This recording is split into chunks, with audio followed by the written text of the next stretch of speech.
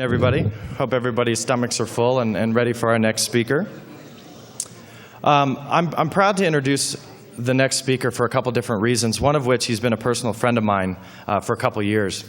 And he and I, real brief, spent a day together at the National Archives about 2 months ago when we were at DC at the XCon.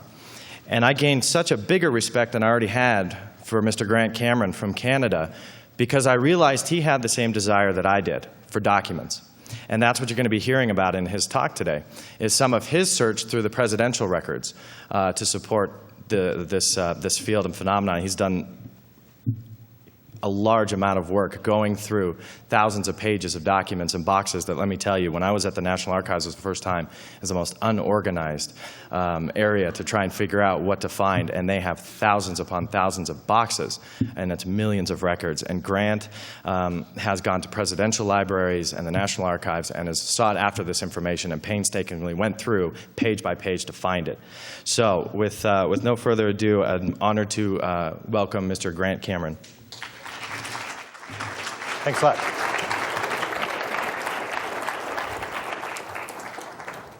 I'd like to thank John for the kind words. I've actually known John since his diaper days when he started up looking for UFO documents. We had some contact back then. And I also appreciate being invited to the MUFON conference. I've spoken in a number of different places, and I would see this one as the big show, the one that you really want to get invited to. The idea behind today's presentation, as has already been put in the brochure, was that it's to be presented like a lawyer presenting a case, and you are to be the jury to decide the evidence that I present to you, whether it's sufficient to prove that UFOs are somebody else's technology. But I want to make it a little bit farther than that. Rather than talking to you, I want to sort of talk to the press, to the public, and most of all to my friends and relatives who, when I first had a sighting in 1975, figured I was crazy. And a lot of what I have done is based on that. It's to evaluate the evidence and to play the game like a chess game. When I was very, very young, I played chess. I was fairly good at playing chess.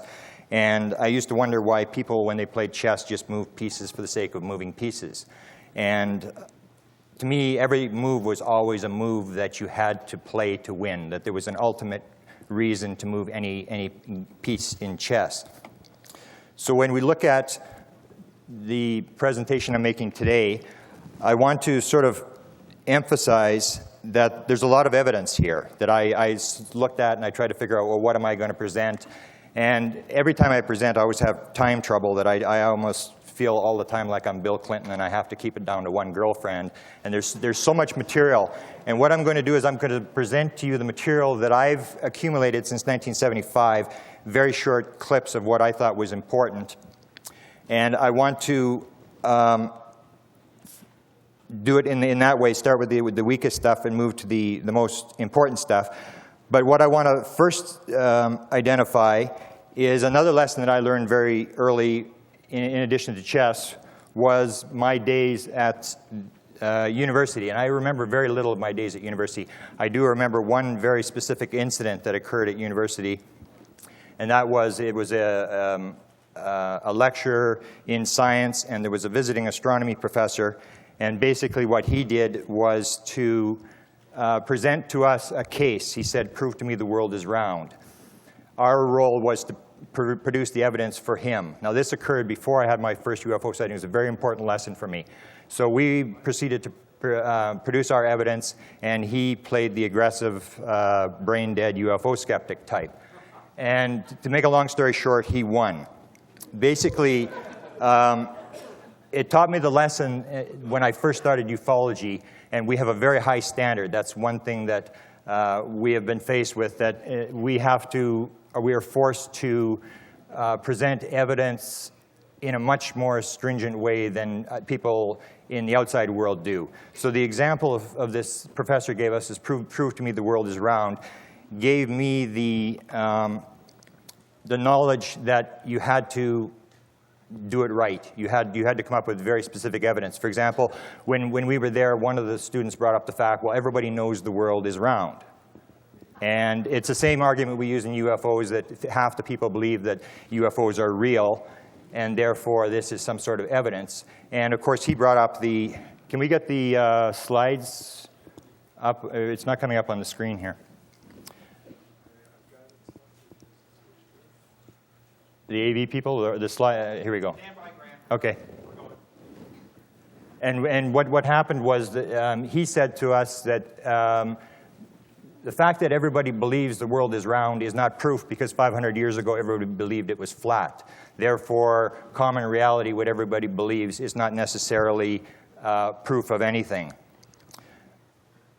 The other piece of evidence that they brought up was visual evidence, that some people had said, well, people have flown around the world. And like a good UFO skeptic, he said, well, that isn't proof either, because they only believe they've flown around the world. They may be flying around the edge of a coin, a flat coin, or they may be lying.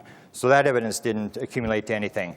The other thing that came up in this terms was, this was the sighting that I had. This was the object that sort of ended my life in 1975, or at least my normal life. This was Charlie Red Star, and it was the same sort of thing we use in ufology, that because we've seen something, this is some sort of evidence. This is a 1-second time exposure of an object. 1 minute later, another one that looked like it was turning on its side here. And the third one here, it had apparently just hovered. It had stopped moving. This one here is 1976. It's a photograph that was taken with my film. My friend was standing right beside me, and he took the photograph. It was a giant triangle, 1976. It had a green light in the back. We took this. It was a time exposure, and I found out right away that this kind of evidence was kind of lacking, because my friends and relatives really didn't, I mean, they like, yeah, okay, you took it, big deal, or I don't believe you, or whatever, that this evidence really wasn't all that strong. The other thing that was brought up in this course was people said, well, the horizon proves that the world is round. And he, of course, brought up the thing that we do to a lot of cases in ufology, is said, well, there are optical illusions. The horizon is nothing more than an optical illusion. That proves nothing. And it came down to saying that proving something, if somebody doesn't want to believe something, to prove to them that it's fact is a very, very hard thing to do. And that's how I started. I had to move from the sightings, which I figured really weren't helping anything, and to photography, which was brought up. People said, well, people have filmed the world is round. Astronauts. And we use the same thing with photography, that we use photography to say, well, this sort of proves that UFOs are somebody else's technology. And of course, the question arises, if this is true, if these astronauts who filmed the world showing that it is round, if that proves the world is round, then does it prove that flying saucers exist? Because Apollo 16 took this photograph of what appears to be a flying saucer over the moon's surface. Now, I'm going to quickly show you this just as an example of what happens to photography when you bring it up in the UFO field.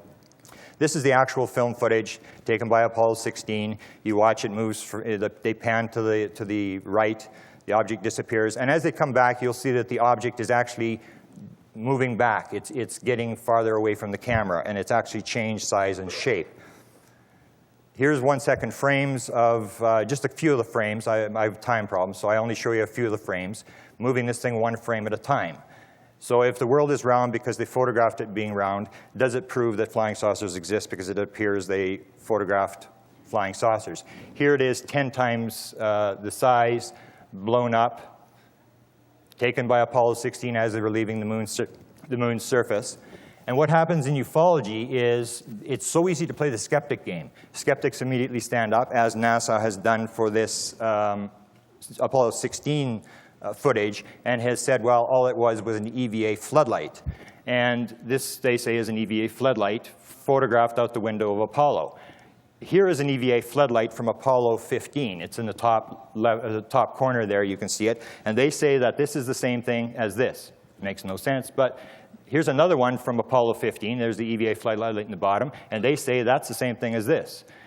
And here's another one from Apollo 15 on the bottom right-hand corner there. They say that's the same thing as this. Then here from the same mission, Apollo 16 is an EVA floodlight on the right-hand side, filmed through the window. They say that this is the same thing as this. Here's another one from Apollo 16, the EVA floodlight, and they say it's the same thing as this. Makes absolutely no sense. And all I have to say to this is I may have been born in Canada, and I may have been born at night, but it wasn't last night. And yet the film dies. It's like the Mexican film. You take the Mexican film, it looks like this is it, it's going to break the UFO case, and suddenly some clown with a capital C stands up and says it's anything, and the media immediately says, oh, okay, and they print a story that says this is one side says this is the other side says this, and it comes out and everybody believes the skeptic side. Here is the EVA, well, this is the actual film. You can see it's actually changed, it's like it's flying away. So video doesn't really work. You start getting into testimony, and some of the testimony from other Apollo astronauts seem to show that if the fact that they filmed stuff, or that they saw that the world was round and reported this, what about the other stuff they reported? For example, Apollo 15, here's a photograph from Apollo 15, you can see up in the right corner there. Apollo 15 has a number of stories. James Irwin is now on the internet, they have a piece where he talks about UFO sightings on Apollo 15, and we have a story that we haven't released yet because we're afraid of a lawsuit. We have another story on Apollo 15, very dramatic story that was told by one of the astronauts, and we're just working through before we release this thing so we don't end up in trouble. But astronauts say a lot of things, and because they say the world is round, it really doesn't prove it. And it comes down to proof is very hard to come by. So when sightings and photography didn't seem to work, I went on the role of going after government documents and government involvement. And because I'm from Canada, I decided that I would go after the Canadian government documents that had been released by the Canadians. And I came across, this was put on to me by different people, Wilbert B. Smith. Now, some of you may be familiar with this stuff. I spent years researching this guy, probably 20 years researching this guy. I talked to all the people that were around him. He directed what was called Project Magnet in Canada. He dealt with Vannevar Bush, the guy that was rumored to have run the US UFO program. He dealt with the Canadian Prime Minister on the subject of flying saucers, and he also set up the Flying Saucer Observatory. Now, Smith's role in this whole thing, if you hear the Canadian government, they've sort of gone to sleep after this project ended in 1954. They sort of went to sleep and have allowed the Americans to run the UFO program. They're not really that involved. They've made a few comments on Wilbert Smith many years ago. They don't comment on him anymore. And they basically said it was a part-time project that he did on his own. So to show you this is a letter that Wilbert Smith wrote in 1955, and I'll read it, a portion of it. He says, "You may know that I am the fellow who was in charge of the Canadian government's Project Magnet, which was the official saucer study program. It ran from 1950 to 1954.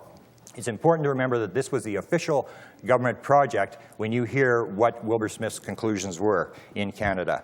This is the place where it all took place. This is Shirley's Bay outside the nation's capital. It was the place where they monitored the Russian communications, tried to pick off all the stuff. This is where the spies would radio in. Wilbur Smith ran the whole show. He was a radio engineer, ran what was called Radio Ottawa. The small building there was called the Flying Saucer Observatory. Whether the Canadian government wants to admit it or not, this was sanctioned by the Canadian government. They had a flying saucer observatory to pick up flying saucers from 1953 to 1954, and Wilbur Smith ran that as well. Wilbur Smith started in 1950, went down to the United States, and it's very interesting to see what he said, how he started. He said, in 1950, I was attending a rather slow-moving broadcasting conference in Washington, D.C., and having some free time on my hands, I circulated around asking a few questions about flying saucers, which stirred up a hornet's nest. I found out that the U.S. government had a highly classified project set up to study them. So I reasoned that with so much smoke, maybe I should look for the fire. And that's what he did. He started an investigation inside the United States. He started to talk to people inside the United States, inside the military and scientific establishment, and all this went through the Canadian Embassy. He came back to Canada and he wrote what is famously known as the Top Secret Memo. It was written in November of 1950. On the second page of this memo, there is written, the matter is the most highly classified subject in the United States government, rating higher even than the H-bomb. Flying saucers exist. Their modus operandi is unknown, but concentrated effort is being put forward by a small group headed by Dr. Vannevar Bush. Better put my glasses on here. The entire matter is considered by the United States Authority to be of tremendous significance. This was a top secret document. It was written in 1950. It was not declassified until 1978 or 1979. Stanton Friedman helped push this document out. On the third page of this top secret document, To see what the reaction of the Canadian government was when they received it, we read on the bottom, it's written by the head guy in the Department of Transport, the Deputy Minister. He said, okay, go ahead with it and keep me posted from time to time. So Wilbert Smith got the official sanction to go after flying saucers and to investigate and to find out what happened. As I said, all of this happened through the Canadian Embassy, which is in Washington, D.C. This is the old embassy building. And Wilbur Smith, before he died, he had cancer. He knew he was going to die, made an effort to hide all his files. He told his wife told me that Wilbur told her that the government was going to come and get the files and that they were to be hidden. They hid the files. This document has not been found in the Canadian government files yet.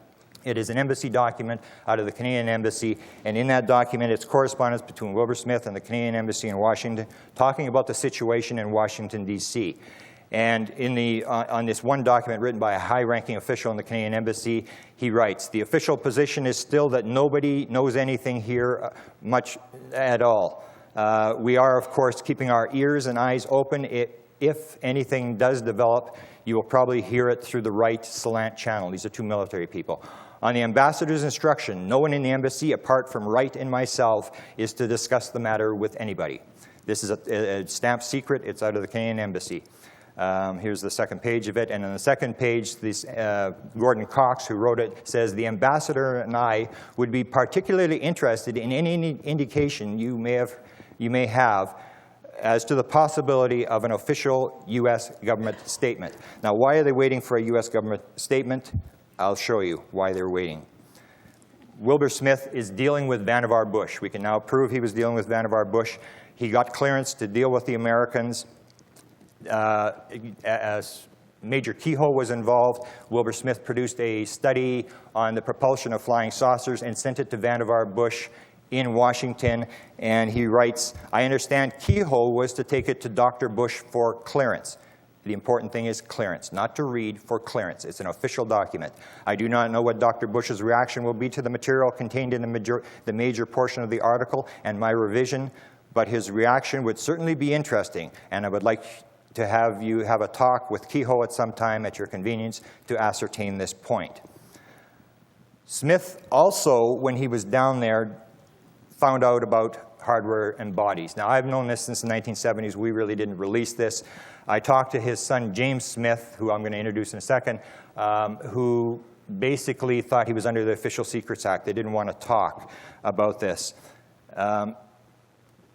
This is James Smith. This is a 1950 photograph, Wilbur Smith with his son James. James has come forward now to talk about what his father discovered in the United States, things that I had heard from inner circle members who had worked with Wilbur Smith. And here is an audio of Wilbur Smith talking about UFO hardware that had been sent by the Americans into Canada and that his father had handled. Many times I do remember blue military cars pulling up to the house and leaving packages of things for him to do metallurgical analysis on. And we'd asked him what they were, and he said they were chunks that unidentified things that the military had either shot down or found. Unidentified things, or did he actually use the word flying saucers? Or yes, yeah. On a couple of instances, I remember packages about the size of a loaf of bread coming in. The box would contain a chunk of metal that he'd been told that the Air Force had shot a chunk off of a flying saucer, and they'd already done some analysis of it, and would like him to have a go at it too. So now, was this the American Air Force, the Canadian Air Force? Well, I don't remember what color the plate it was, but I mean, it came from the States, whether it was delivered to the house by a Canadian. Yeah, so it came from the States. Yeah, that's right. Yeah. You actually saw some of these pieces as well, Jim? Oh yes, Okay. I saw them when you unpacked the box and what's in there, and take a look at it. How old would you have been then? Oh well, looking 10 to 17 in that age group. Did you get an opportunity to handle any of them? How would you know what was an unusual-looking piece of metal at the age of 17? I got to handle a few of them. One was a chunk about the size of a brick, semicircular in shape, very smooth metal except where the jagged edges of where it had been disconnected from whatever it belonged to. It was quite heavy in terms of its size. He had analysis done of that one. I remember seeing that particular analysis sheet. Wilbur Smith died in December of 1962. Shortly before he died, he was very sick at the time. he took time to meet with Bob Grove, who was out of the Cleveland Ufology Project. Bob Grove came back, made an audio tape. This is an excerpt from this audio tape made July the 8th, 1962, and Bob Grove talks about what Wilbur Smith told him about handling UFO hardware.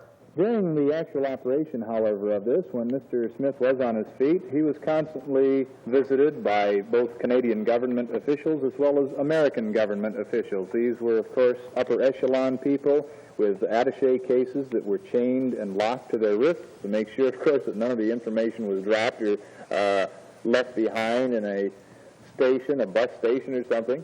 And so he had a number of these visits. They had samples they wanted him to analyze of hardware, that is actually metal that had been found.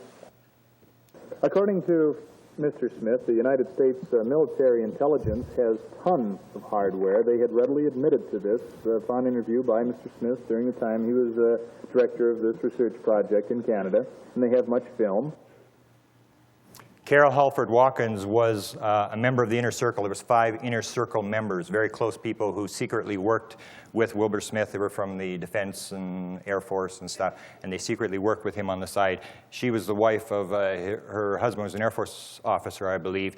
She stated that Wilbur Smith, she told us that Wilbur Smith had told her that in the Pentagon they had a room that he had been in and it had hardware. It was like a small museum of small pieces of hardware. Wilbur Smith also wrote about hardware. He writes in a letter written in 1958, in posting your representative with questions, be sure the questions you ask are exactly what you want to know. If you ask, does the Air Force have saucer hardware, you will get no truthfully. The hardware is not held by the Air Force. To another member of the Cleveland Ufology Project who was asking him about a piece in 1952 that Wilbur Smith had handled, that Wilbur Smith was told had been shot off a flying saucer, he says, you seem to be most interested in the UFO hardware. There is a great deal of this around, most of it in U.S. official, not U.S. Air Force hands. The same fellow from the Cleveland Ufology Project, C.W. Fitch, interviewed him on the phone. I don't have the audio tape, but I have the transcript. And he's talking about this 52 piece, and he's trying to find out where Wilbur Smith sent it back. He said, you said that you had to return the piece of hardware. Did you return it to the Air Force, Mr. Smith? And Smith says, not the Air Force, much higher than that. And he said, the Central Intelligence Agency. And Smith chuckles and he said, I'm sorry, gentlemen, but I don't care to go beyond that point. I can say it went into the hands of a highly classified group. You will have to solve that problem, their identity, for yourself. This is one of the pieces, I believe it was 1961. There was a huge explosion along the St. Lawrence River. There was 2 huge pieces that the Smith and his people recovered. This is a fragment off one of these pieces that's still held by somebody in Ottawa. Smith did a lot of analysis just before he died on this piece. He said there was micrometeorites embedded. It was exothermic. It had all sorts of weird properties. This is a picture of the thing. It's got a plastic over the picture, but this was one of the 2 big pieces that they recovered.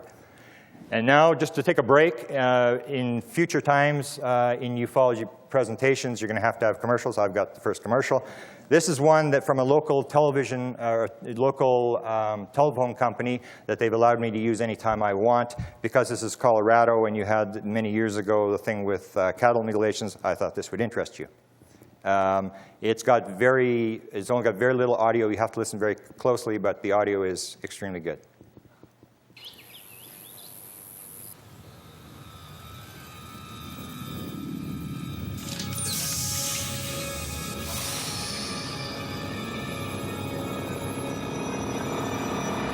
Bigger special effects, faster. That can't be good. DSL high-speed internet service from MTS gives you the speed to watch movie trailers faster. Get your first 6 months for $24.95 a month. It's just one of the many services from MTS. There's one more. I never get picked for anything.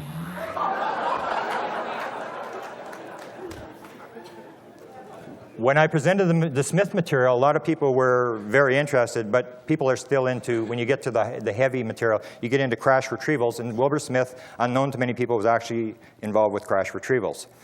Here's a letter that he writes, and he actually talks about, and this is, you remember, this is the head of the official Canadian government UFO study program, and here's what he says about crash retrievals. I do have knowledge from excellent sources that saucers have, and he spells it in capital letters, have crashed and fallen into the hands of Earth people. I have even handled some hardware, but all this is buried deep in classification and may as well be in the fourth dimension for all the good it is in establishing the reality of the craft or the people who manipulate them. Wilbur Smith's son again, James Smith, talks about the bodies. Now, this is the one that I had to talk to James for a while and explain to him he wasn't under the Official Secrets Act to tell this story. Here's his son talking about Wilbur Smith talking about seeing the bodies. Jim, you mentioned that he was shown bodies at one point, or something? Yeah, on one of the times, he was in the States a lot, partly due to his work as a superintendent of radio regulations, so he had to deal with frequency allocations and channels, radio and that sort of business. So he was frequently on committees in the States where they were working out joint frequency allocations, for example. And on several occasions he was invited off to be shown things along this line. So that was pretty well under the Official Secrets Act, he told us. However, when just before he passed away at 62, he felt the Act couldn't get him any more than that. So I did ask him, and he said yes, he saw the bodies. Did he describe them at all?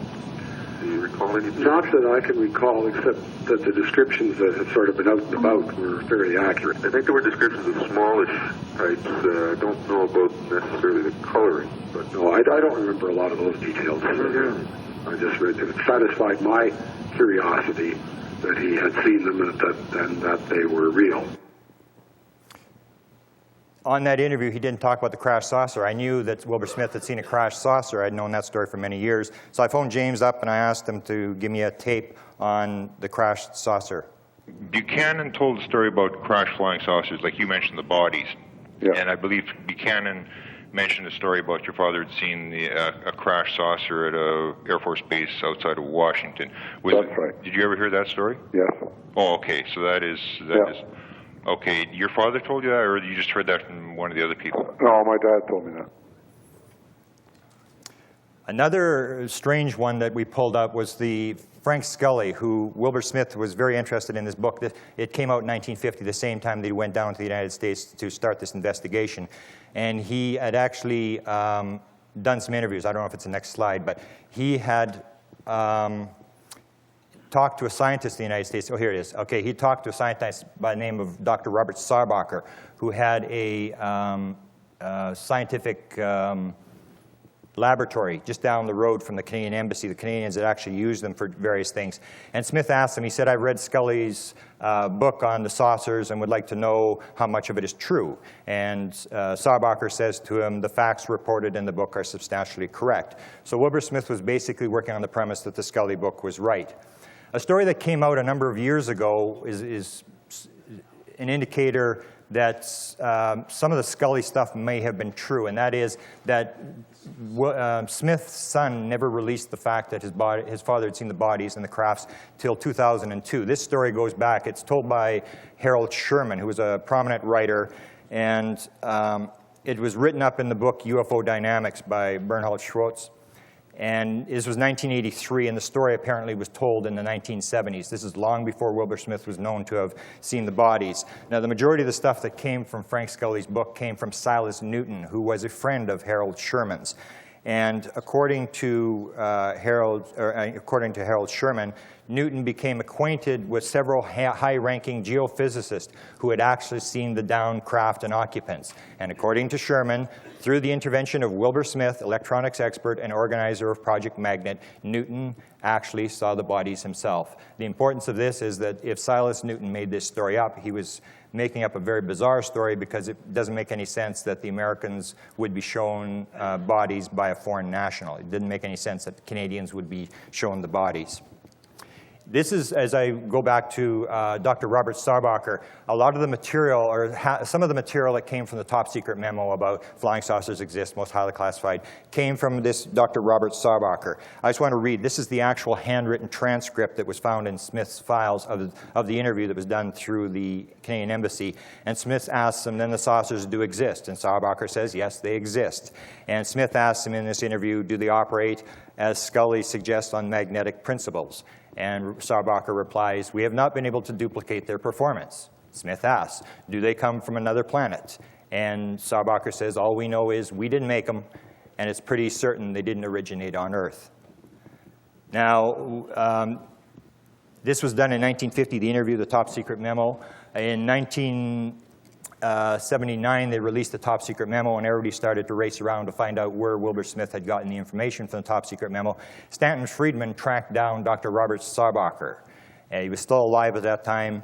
And he does an interview, and Sarbacher talks about the fact that there had been a crash in the West, and that the material had been moved to Wright Field, Wright-Patterson Air Force Base, and that he and a number of high-ranking scientists in Washington had been invited to the meetings to find out what the officials had found out about this crash. Here's the actual tape of Stanton Friedman talking to Dr. Robert Sarbacher, and Sarbacher describes what happened and confirms that the material that was in the top secret memo that had been given to Wilbur Smith was accurate. I had to run my own business, my laboratory, and I couldn't go to all the meetings. Now, they did have, or at least I was told, that's when Carl Compton was down there. Yeah. I was told that they had recovered a UFO with some people in it. Bodies, whatever. I don't know. That's what I think I was told. Did he tell you where? Well, we were having a meeting at Wright Field, and I couldn't go. Oh. But later on, one of the fellows said to me that those guys, if they were people, were made like insects. Did you get any clue as to where the crash had occurred? Well, it was somewhere out west. Okay, so, and do you think that this was, any idea what year this was? Well, let's see, Freddie was then in Washington. It was in the early 50s. Okay, did they imply that the crash had just happened, or that this had happened somewhere? Well, there was a conversation was that it had been recovered. The crash, that's what they were talking about. Oh. And they were going to have a meeting going out to discuss it.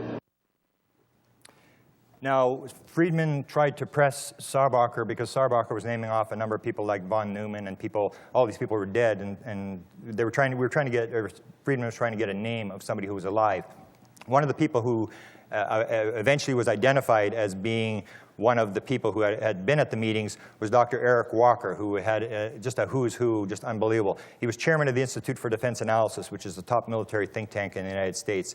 He was president of Penn State University for 15 years. He was the executive secretary of the Research and Development Board from 1950 to 51, which was in charge of all the weapons development for the U.S. military. He was a member of the Defense Science Board. When this information, well, hang on first. Sarbacher describes him. At the time, he doesn't know what his name was, but he describes in the interview with Friedman this fellow who was at all the meetings, and later on confirmed that it was Dr. Walker. I remember there was one guy. Frankly, I didn't like him very much. He had some company, as I had. Seems to me he was in Philadelphia, and he was going to all the meetings, and acting very smug about it. We took all the material. We proceeded, once we had this material, to interview Dr. Eric Walker. He was a guy that had a problem. He couldn't hang up the phone, but he didn't want to talk. And what we did is there was 5 or 6 researchers around the world. We basically, everybody tried to interview him and tried to get him to talk. We put all the stuff in a book called UFOs, MJ-12 and the Government, which was published by MUFON a number of years ago. And we put in some of the, I haven't got the audios, but I have got a lot of the things that he said, and I'll just quickly go through them. When he was first approached, did you go to the meetings at Wright-Patterson Air Force Base? He said, yes, I attended the meetings concerning that subject matter. Why do you want to know about that? In most of his interviews, he would always say, this is a subject I don't talk about. He told us numerous times, various researchers told us, you are delving into an area that you can do absolutely nothing about, so why get involved with it or concerned about it? Why don't you just leave it alone and drop it? Forget about it. He said only a few are capable of handling this issue. Unless your mind ability is like Einstein's or otherwise, I do not think you can achieve anything. When the MJ-12 document was released at the MUFON conference in 1987, days later, Bill Steinman phoned up Dr. Walker and he said, I've got this MJ-12 document, I want to know. He didn't refer to the MJ-12 document, he cut him off. He said, I have known of MJ-12, I have known of them for 40 years. That was 1987, the MJ-12 document was released. 40 years earlier is 1947. Sometimes he did talk. He was asked, have we captured anything? We must have. And he said, sure. This was an interesting one. Stanton Friedman interviewed Dr. Walker twice. In the second interview was 1990. Dr. Walker told him, I haven't been involved with UFOs for 25 years. We got that information and went it back, and it came out to 1965. Walker lived in State College, Pennsylvania, about 100 miles from Kecksburg as the crow flies. He had a pilot's license. They had an airport at the Penn State University, so of course we immediately went to him and said, there's an incident that happened in Kecksburg in 1965. Were you there? We didn't even have to tell him that it involved a UFO crash. He said, well, we went there. There were 2 from the military, but not on duty. When we asked him what it was, he said, I can't talk about it. His son has now entered the picture. We were looking for a UFO file. We knew he had a UFO file. He was keeping it on us, on the various people. So we were looking for this UFO file. And his son has now confirmed there was a UFO file. This is what a researcher from Canada wrote me as to what Dr. Walker's son, who's a medical doctor, told him. He, Brian Walker, saw a file that contained a number of official government documents, but he claimed he did not read them. He recalls that there were drawings, but he did not mention of what, discs, bodies, etc. He claimed that the file contained information on an event in Pennsylvania and one in the southwestern United States. He does not recall seeing any mention of other persons. He thinks his father destroyed it before his death, as it was never located afterwards. I was at Penn State 3 times. I could never find it. Expert witness testimony, when the Walker story sort of fell apart and it really didn't go anywhere, I started to go towards expert witness testimony, trying to elevate the type of evidence that would take to win the chess game. A number of executions, we have to execute somebody almost every day in the United States, and in almost all executions, it's witness testimony that puts the person to death. And expert witness testimony is even better material, because the higher the level of the witness, the more it's believed by a jury. If I was to call witnesses, these are some of the witnesses I would call. The first I would call is Danny Sheehan, who worked on the Pentagon Papers defending the New York Times. He worked on the Silkwood case, which shut down the nuclear industry. He worked on 3 Mile Island. He defended John Mack. He was one of the people who exposed Oliver North in the Iran-Contra affair. He studied under Kissinger. He ran the Christic Institute. He's got an incredible background. He tells a story that he worked on 2 studies that were done for President Jimmy Carter. One was on extraterrestrial intelligence, one was on UFOs. He tells a story that Marcia Smith, who is still in the government, she's still working for the Congressional Research Service, commissioned him to work on these studies, and that he said in order to do this, he would have to see the classified Blue Book files. Here's Danny Sheehan talking about what he saw in this building, which is the Madison Building. It's one of the 3 buildings of the Library of Congress. Back in 1977, when I was asked to participate as a special consultant to the Library of Congress research group analysis for President Carter, I was given access to the Project Blue Book files, the classified sections of them, during the preparation for a seminar which I was asked to present to the top 50 scientists at the Jet Propulsion Laboratory in California in the SETI program. And in that context, I was allowed to review the classified sections of the Blue Book project. And in that section, I came across absolutely clear pictures, photographs of a UFO that was on the ground. It had apparently crashed. It was stuck in the side of an embankment. There was snow all around in the photographs, and there were United States Air Force personnel in the photographs measuring this particular craft, taking photographs of it. You could see them in the number of these photographs, and then there were actually close-up photos from different perspectives of the vehicle, and they actually had insignia on the side of the vehicle that they had taken some close-up pictures of. And so, I mean, when I saw this, in the context where I'd been allowed into this room downstairs in the new building of the Library of Congress, it hadn't even been opened yet. This was a brand new building. They had a big special room downstairs. There were Air Force guards at the doors. When I actually saw these photographs in the files, I said, well, look, now that I've seen this, and I know that the United States Air Force has these photographs, that they've got this vehicle, they've obviously got it. Here are the photographs. of the two studies, when I interviewed Danny Sheehan, he talked about the two studies that were produced. He saw them before they went to the House of Representatives. In the one study, which was the extraterrestrial intelligence study, Danny Sheehan mentioned this as being in the study that went to Jimmy Carter. She went forward and supervised two of the final studies.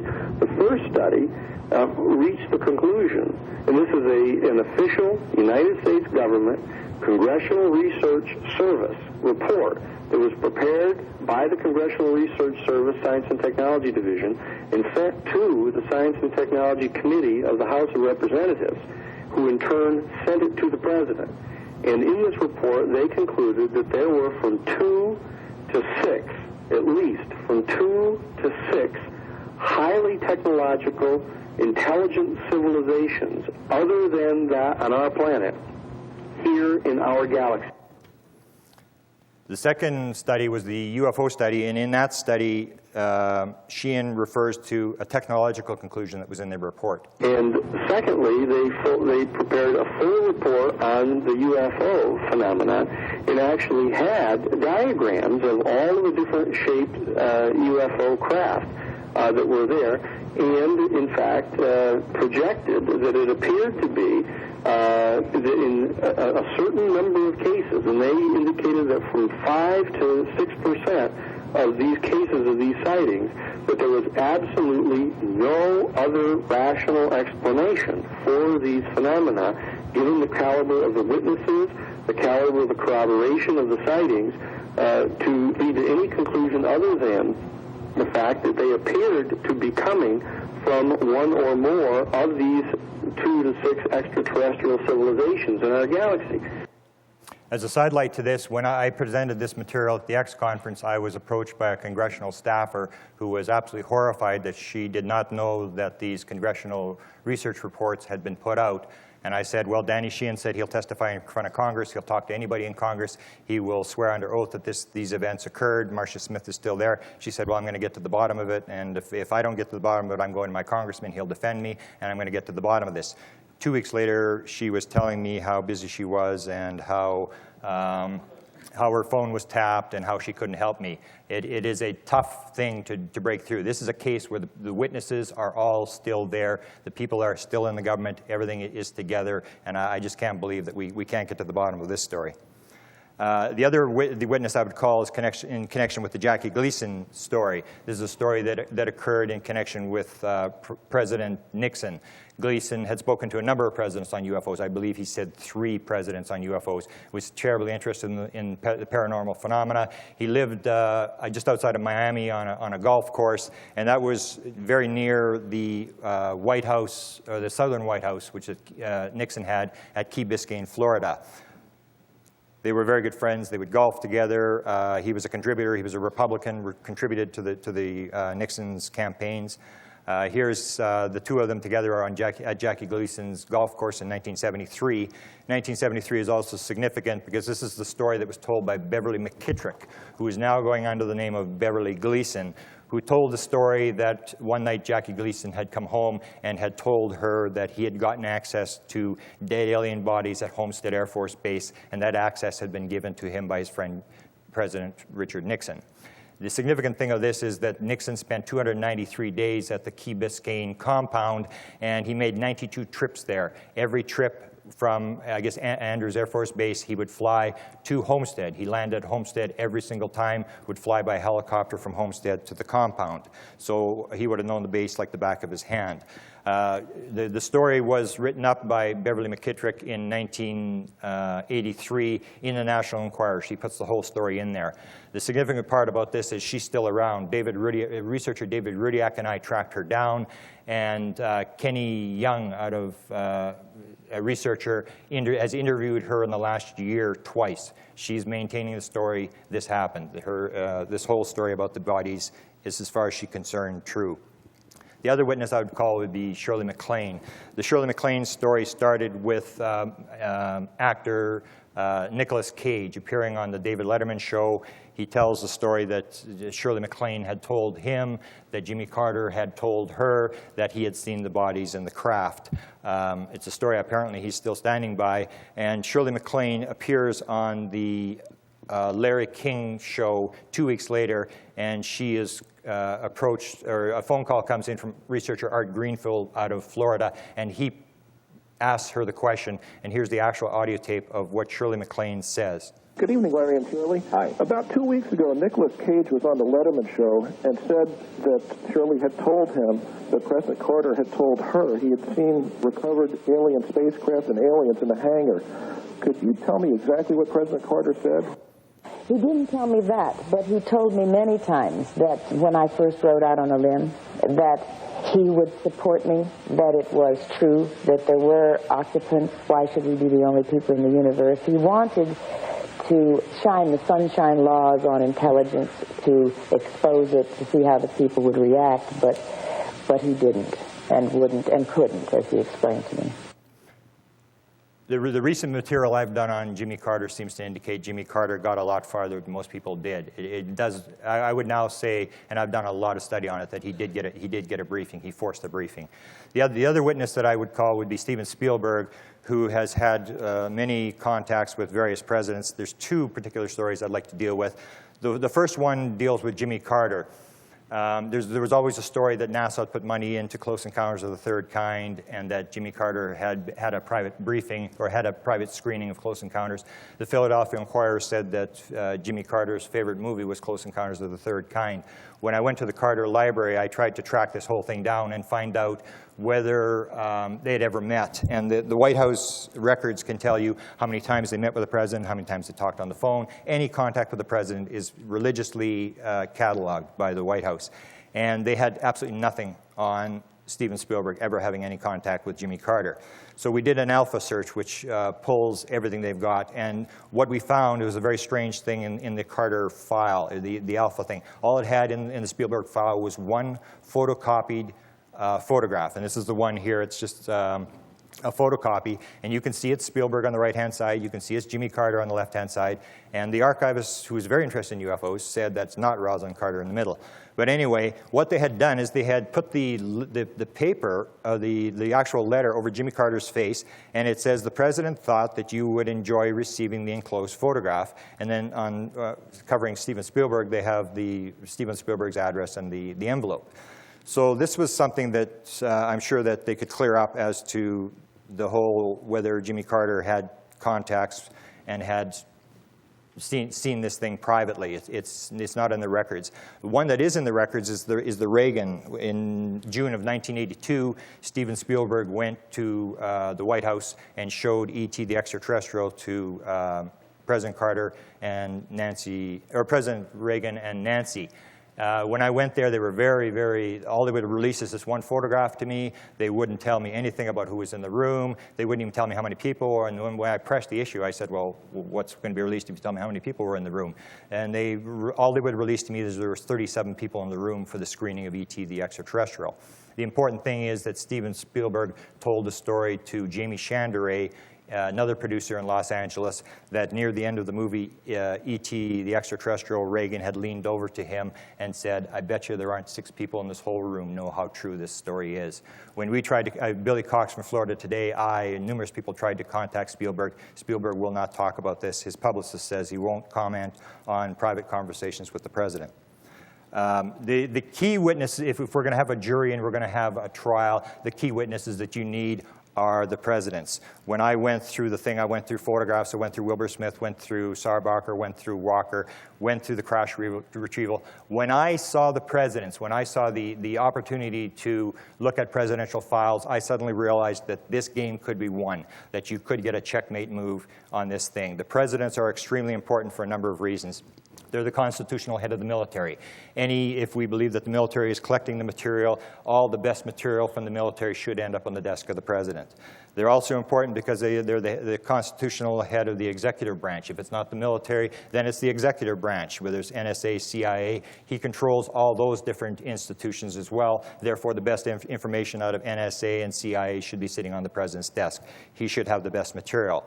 The most important thing about the president is he is the ultimate authority.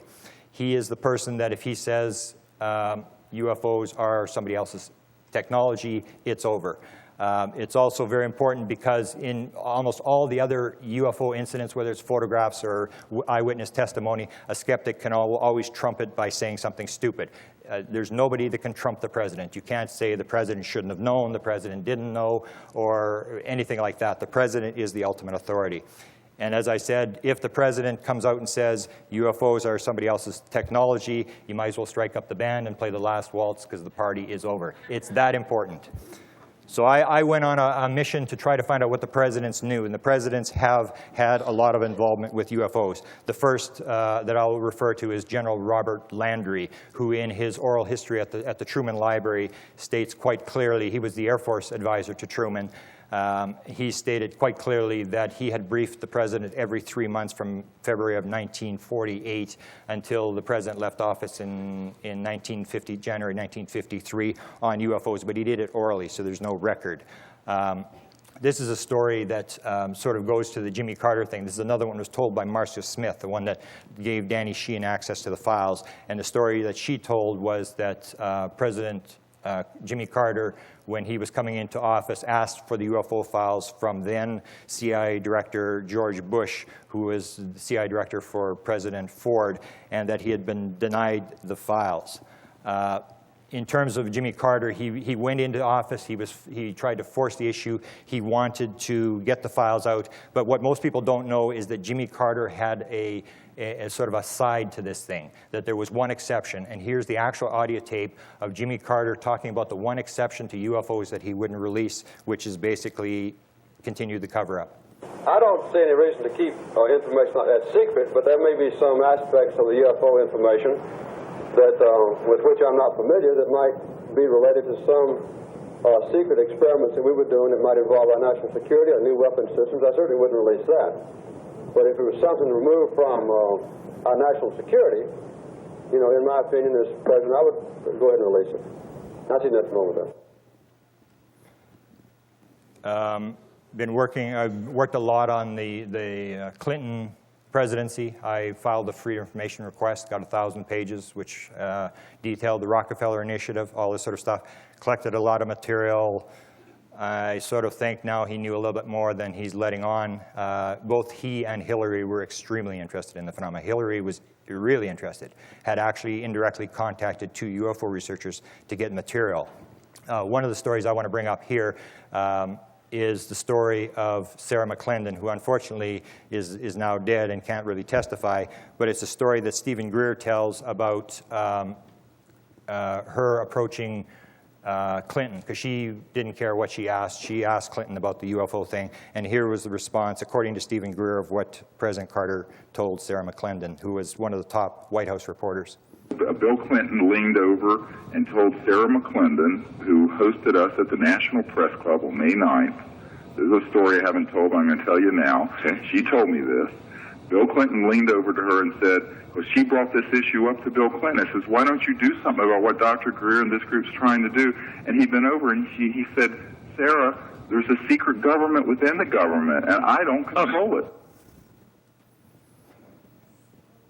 I've spent a lot of time trying to get one particular question to the people in power, and this is the top people, the people who you can't trump.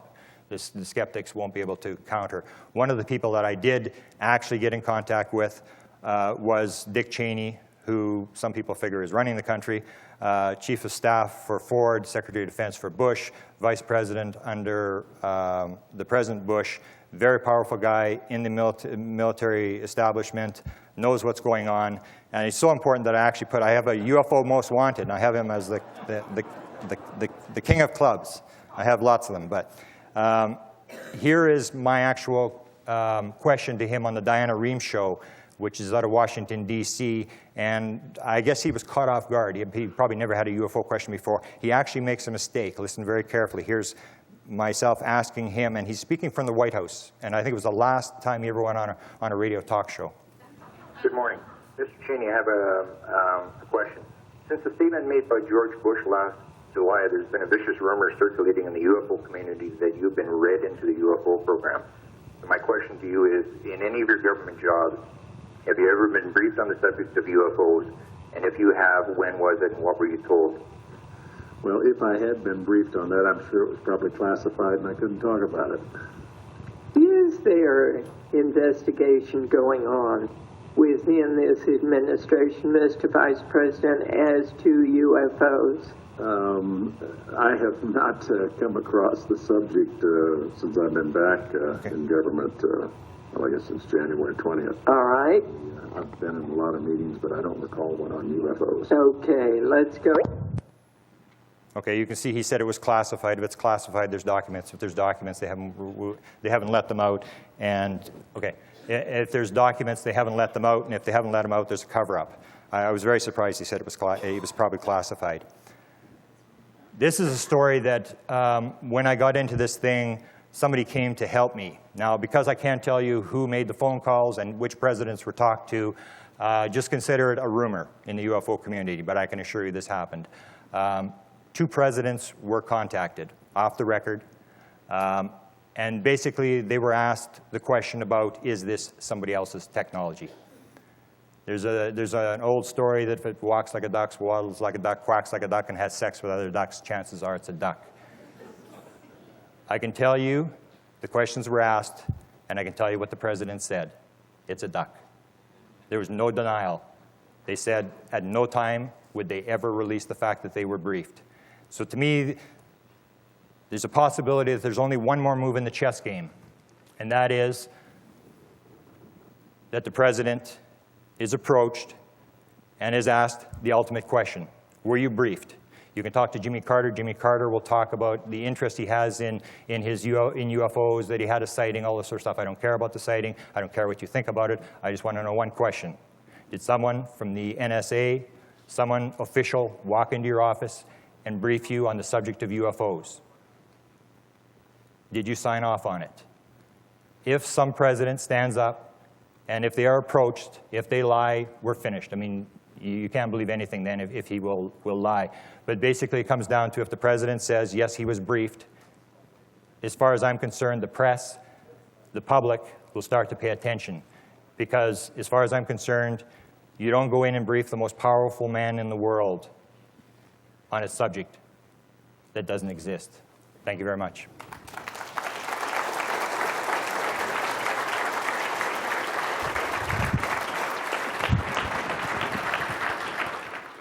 Okay.